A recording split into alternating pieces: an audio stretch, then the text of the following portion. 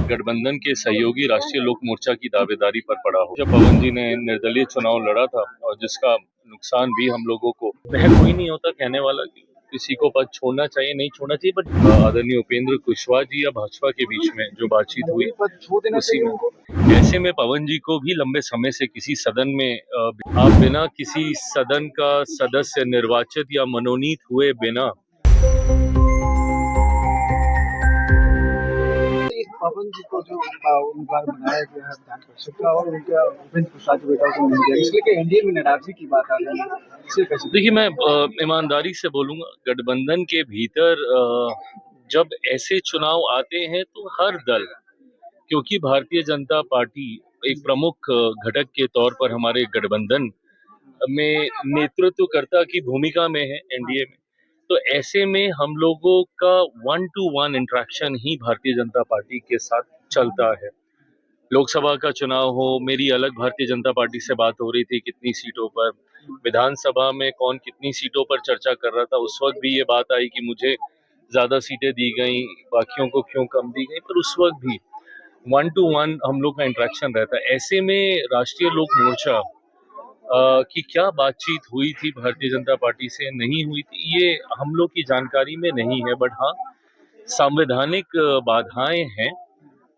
एक तय समय के बाद आप बिना किसी सदन का सदस्य निर्वाचित या मनोनीत हुए बिना आप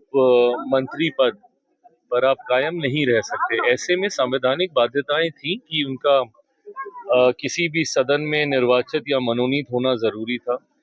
क्यों ये व्यवस्था तैयार नहीं हो पाई, ये मुझे लगता है कि राष्ट्रीय लोक मोर्चा आदरणीय उपेंद्र कुशवाहा जी या भाजपा के बीच में जो बातचीत हुई उसी में। देखिए, मैं कोई नहीं होता कहने वाला कि किसी को पद छोड़ना चाहिए नहीं छोड़ना चाहिए, बट जैसा मैंने कहा